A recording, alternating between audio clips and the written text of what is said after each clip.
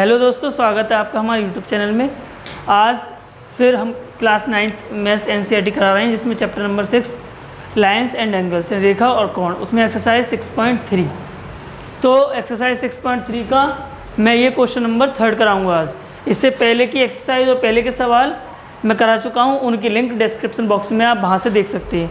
तो आइए फिर करते हैं बिना देरी किए, और जहाँ पहले समझिए अच्छे से। जहाँ पे आपको समझ में नहीं आया, पूरा सवाल देखने के बाद आप कमेंट में कमेंट कर सकते हैं कि मुझे ये बात समझ में नहीं आई, तो मैं उसको दोबारा वीडियो बना के समझा दूंगा। तो बिना रुके देखिए, बिना टाइम को बर्बाद किए। क्वेश्चन नंबर 3 में ये डायग्राम दिया है। इसमें बोला है जो ए बी लाइन है वो डी ई के समांतर है। A B line D E के कैसी है बेटा? समांतर दे रखी है। और एंगल बी ए सी की वैल्यू दे रखी है 35। बी ए सी कल भी मैंने बताया था एंगल कैसे पढ़ते हैं। बी ए सी यानी ये वाला एंगल 35 डिग्री दे रखा है। एंगल सी डी ई ये वाला एंगल 53 डिग्री दे रखा है। उसके बाद आपसे पूछा ज्ञात करना है, हमें क्या ज्ञात करना है? एंगल डी सी ई यानी ये वाला एंगल हमको निकालना है। एंगल डी सी ई हमको निकालना है, ये वाला हमको फाइंड आउट करना है। तो देखिए कैसे करेंगे, हल यानी सॉल्यूशन देखेंगे हम।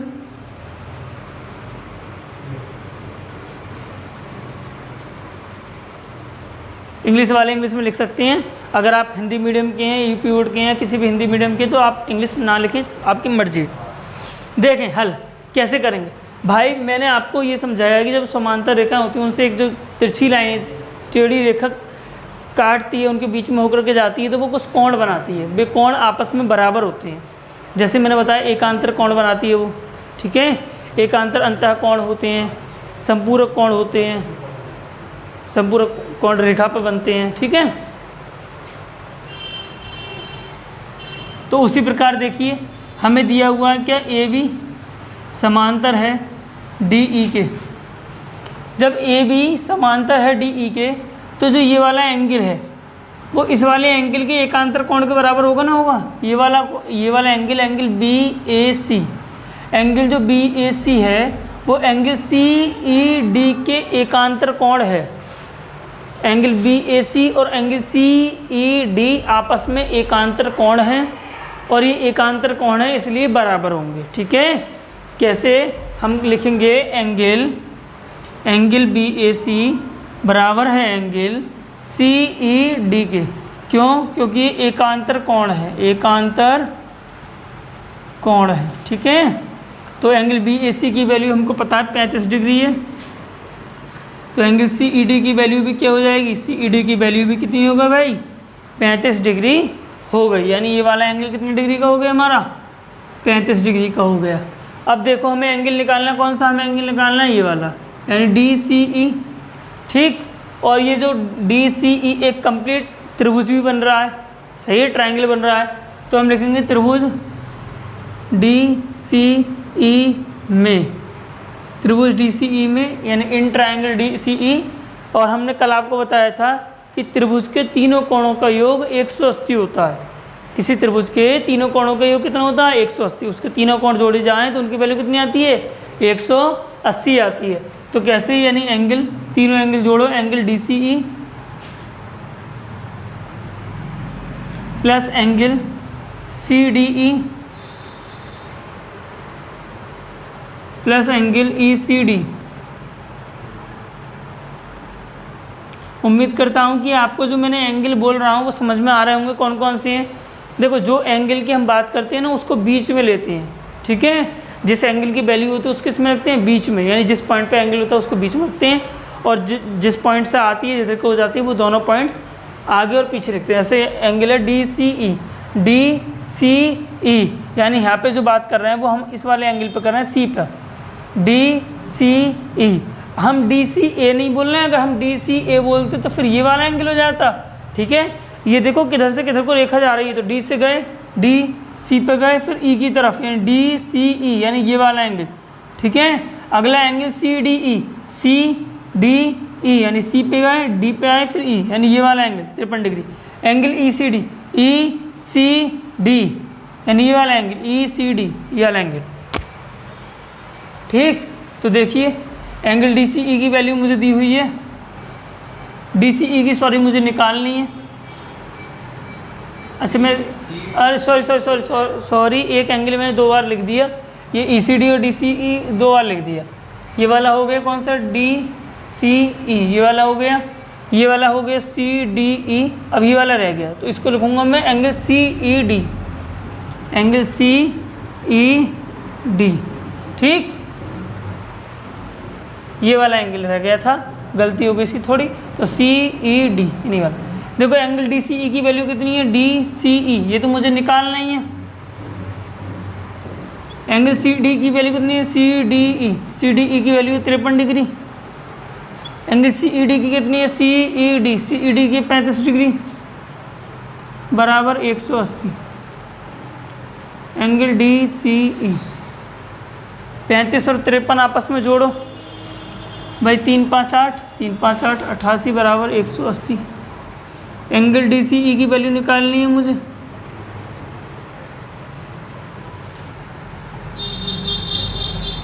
(180) माइनस में जाएगा 88, घटाएं जरा कितना बचेगा,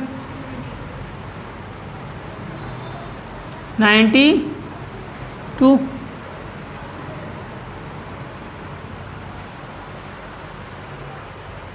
सही है, ये आंसर हो गया, इसी को हमें निकलवाया था। ठीक है, चेक कर लेंगे एक बार, इतना देखें, ठीक, फिर अगला सवाल कराएंगे।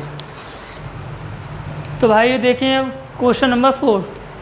क्वेश्चन नंबर 4 में ये डायग्राम दिया हुआ है, और इस डायग्राम में के बाद ये बोला है कि एंगल जो PRT है, देखिए एक बार एंगल्स को देख लेंगे कौन कौन से एंगल है। एंगल PRT यानी ये वाला एंगल 40 डिग्री दिया हुआ है। एंगल RPT ये वाला एंगल 95 डिग्री दिया हुआ है। एंगल TSQ ये वाला एंगल 75 डिग्री बोला है। इसके बाद इसने बोला क्या, एंगल SQT की वैल्यू निकालनी है। SQT मतलब ये वाला एंगल, ठीक।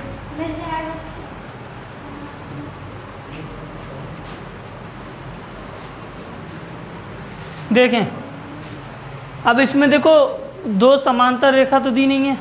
अगर 2 समांतर रेखा देती है तो हम कोई त्रिज्यीय रेखा जाती तो हम उसमें एकांतर कोण या फिर कोई और कोण देखते, लेकिन यहाँ पे कोई ऐसा समांतर रेखा तो दी नहीं है इसमें। लेकिन हमें इसमें 2 चीज़ें दिख रही हैं, 2 हमको त्रिभुज दिखाई दे रहे हैं। एक तो त्रिभुज दिख रहा है PRT और दूसरा त्रिभुज दिख रहा है TSQ, ठीक है। तो पहले त्रिभुज PRT में देखो, यानी त्रिभुज PRT में भाई मैंने आपको ये बताया है कि त्रिभुज के तीनों कोणों का योग कितना होता है, 180 डिग्री होता है, ठीक है। त्रिभुज के तीनों कोणों का योग 180 डिग्री होता है। तो इसमें हम त्रिभुज के तीनों कोणों के योग वाली परिमेय लगा देंगे। जैसे एक कोण हो गया इसका क्या, एंगल PRT, एक हो गया एंगल RPT, एक हो गया एंगल PTR बराबर 180। एंगल PRT की वैल्यू कितनी दे रखी है, एंगल PRT इसकी दे रखी है 40 डिग्री। एंगल RPT की कितनी दे रखी है, RPT की दे रखी है 95 डिग्री, प्लस PTR की मुझको निकालनी है बराबर 180। 40 और 95 कितने होते हैं, 40 और 95 हो गए 135, प्लस एंगल PTR बराबर 180। एंगल PTR बराबर 180 माइनस 135। हम 180 में से 135 घटाएंगे, कितना बचेगा, बोला करें। अगर आप बैठ के सवाल कर रहे हैं तब भी मुंह से थोड़ा समझा करें, बोल बोल के लिखा करें कि अकेले में बैठे हैं, इसका ये हो गया ये हो गया, ठीक है, ताकि ध्यान रख रहे थोड़ा। 45 डिग्री यानी एंगल PTR की वैल्यू कितनी हो गई, 45 डिग्री, ठीक। यानी PTR यानी ये वाला एंगल कितना हो गया, 45 डिग्री। अब देखें एंगल PTR और एंगल STQ, एंगल PTR और एंगल STQ यानी ये वाला, ये मैंने आपको एक कोण बताए थे हमने याद करा है इसको कैंची वाले कोण से, ठीक। इनका नाम होता है, इंग्लिश में बोलते हैं इनको वर्टिकली अपोजिट एंगल, और हिंदी में बोलते हैं इनको शीर्षाभिमुख कोण। ये आपस में बराबर होते हैं कब? जब ये कोई दो रेखाएं आपस में क्रॉस करती हैं तो उनके जो अपोजिट कोण होते हैं वो आपस में कैसे होते हैं? बराबर होते हैं, ठीक है। तो उसी प्रकार ये दो रेखाएं काट रही हैं तो एंगल जो PRT होगा, एंगल PTR होगा, वो बराबर होगा एंगल STQ के, एंगल STQ के। क्यों? क्योंकि ये शीर्षाभिमुख कोण है। ब्रैकेट में लिख देंगे क्यों भाई? क्योंकि ये शीर्षाभिमुख कोण है इसलिए, ठीक है। तो देखें PTR की वैल्यू कितनी देखिए 45 डिग्री बराबर एंगल STQ। तो STQ की वैल्यू कितनी आ गई 45 डिग्री, यानी ये वाला पता चल गया मुझे 45 डिग्री। अब आप समझ चुके होंगे कैसे आगे करेंगे हम। अब जो काम हमने इस वाले ट्रायंगल में किया था वही हमने इस पर करेंगे, क्योंकि हमें दो एंगल पता चल गए, तीसरा हम निकाल लेंगे। कैसे? तीनों एंगल्स का एड जो होता है वो 180 होता है। तो ट्रायंगल यानी त्रिभुज STQ में तीनों एंगल के नाम लिख दो। Angle STQ plus angle TSQ plus angle SQT बराबर 180। STQ की वैल्यू दे रखी 45 और TSQ की वैल्यू दे रखी 75 और SQT की वैल्यू मुझसे पूछी है बराबर 180। 45 और 75 कितने हो गए भाई? 120 प्लस एंगल SQT बराबर 180। एंगल SQT बराबर 180 माइनस में जाएगा 120। कितना बचेगा? 180 में से 120 घटाएंगे 60, यानी जो 60 डिग्री होगा वही क्या होगा? आंसर। यानी SQT की वैल्यू कितनी आई है? 60 डिग्री आई, ठीक है। उम्मीद करते हैं आपको ये सवाल भी समझ में आया होगा। जहाँ समझ में नहीं भी आ रहा है तो वो आप एक बार कमेंट करें और वीडियो को पूरी देखा करें, बीच में ना छोड़ा करें, ठीक है। देखें, उसके बाद हम अगला सवाल कराएंगे। तो देखें भाइयों, क्वेश्चन नंबर 5 में बोला है कि जो PQ है वो PS के लंबवत है, यानी PQ PS के लंबवत है। लंबवत का मतलब है 90 डिग्री का एंगल बना रहा है।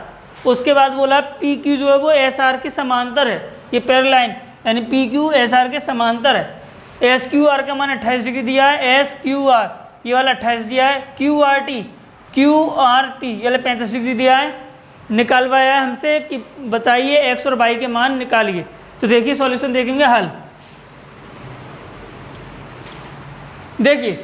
इसमें क्वेश्चन में बोला है कि PQ जो वो SR के समांतर है। PQ कैसा है? SR के समांतर। और जब दो लाइनें समांतर हों, तिरछी रेखा कट कर वो त्रियक रेखा होती है और उसमें कुछ कोण बनते हैं जो कि आपस में बराबर होते हैं। जिस प्रकार देखो, ये जो PQ लाइन है वो ऐसे करके समझे, PQ लाइन ये गई, SR ये गई, यानी ये PQ थी, ये SR है, ये वाला एंगल S है, X, इतना समझे पहले X। तो ये जो X एंगल है वो इस एंगल QSR के बराबर होगा नहीं होगा, क्योंकि एकांतर कोण है, ठीक। तो लिख देंगे एंगल X बराबर एंगल QSR, ब्रैकेट में एकांतर कोण है इसलिए, एकांतर कोण है इसलिए, ठीक है। यानी एंगल QSR यानी ये वाला एंगल कितना होगा? ये वाला x डिग्री होगा। क्यों? क्योंकि ये दोनों कैसे हैं? एकांतर कोण है, ठीक। अब देखिए भाई, मैंने कल आपको बाह्य कोण बताया था, त्रिभुज का बाह्य कोण, ठीक, एक्सटीरियर एंगल। उसमें मैंने बताया था कि जिस पॉइंट पर बनता है उसके सामने वाले दोनों एंगल्स के ऐड के बराबर होता है। यानी ये वाला जो एंगल है, एंगल QRT बराबर होगा इन दो एंगल्स के। कौन कौन से angle? Angle SQR plus angle QSR। देखिए एंगल QRT की वैल्यू खुद ही दे रखी है उसने 65 डिग्री, और SQR की वैल्यू भी दी है 28 डिग्री, प्लस QSR की वैल्यू हमें अभी मैंने बोला है x से, तो ये प्लस के 28 दे जाके किसको जाएंगे? माइनस के। घटाएं, 15 में से 8 जाएंगे कितने बचेंगे? 7, ठीक। 5 में से 2 जाएंगे कितने बचेंगे? 3, यानी 37 डिग्री किसका मान आ गया? x का। पहला मान मेरा आ चुका। 37 डिग्री किसका मान हो गया? x का। जब ये वाला 37 डिग्री हो गया तो ये भी 37 डिग्री होगा, क्योंकि ये भी तो x है। ठीक, x का मान 37 डिग्री आ गया। अब लिखेंगे त्रिभुज PQS में, हम जानते हैं त्रिभुज के तीनों कोणों का योग 180 डिग्री होता है। PQS यानी इस वाले में 90 डिग्री का कोण x और ये y, ठीक, यानी angle QPS plus angle PQS plus angle QSP बराबर 180। तो देखो QPS कितने इधर का, QPS इधर का 90 डिग्री, एंगल PQS कितने इधर का, PQS इधर का 37 डिग्री, अभी मैंने निकाला है x का मान है 37 डिग्री हो जाएगा। एंगल QSP इसका मान y, यही हमसे पूछा है, बराबर 180 डिग्री। जोड़ें 127 प्लस y बराबर 180 डिग्री। ठीक, डायग्राम आप सभी के पास हो गई, तो इसको बुक में दे रखा है, इसको मैं इरेज कर दे रहा हूँ। देखें y की वैल्यू मुझे निकालनी है, तो हो जाएगा 180 माइनस 127, घटाएं 10 में से 7 जाएंगे 3 बचा, 7 में से 2 जाएंगे 5 बचे। 53 डिग्री किसका मान आ गया, 53 डिग्री y का मान आ गया, x का मान 37 डिग्री आ गया। तो ये दोनों मान आपके आ चुके हैं। तो आज हम इन सवालों को यहीं तक करेंगे, आगे मिलेंगे आगे के सवालों के साथ। जब तक बने रहिए, इन सवालों की बार बार प्रैक्टिस करते रहिए। जितने आपकी एक्सरसाइज मैंने करा दी हैं उन सभी सवालों को बार बार करते रहिए बीच बीच में, ठीक। और जहाँ समझ में नहीं आया उस बात को कमेंट कर दीजिए। वीडियो अच्छी लगी हो, सवाल समझ में आ रहे हों, कोई डाउट हो या फिर कोई प्रॉब्लम हो तो वो भी कमेंट कर दें ताकि पता चले मुझे, ठीक है। अच्छी लगी तो वीडियो लाइक करें, कमेंट करें, शेयर करें, चैनल को सब्सक्राइब करें और बेल आइकन दबाना ना भूलें ताकि हमारी आने वाली जितनी वीडियोज़ हों उनकी नोटिफिकेशन आप सभी को मिल सकें। Thank you, till then good bye.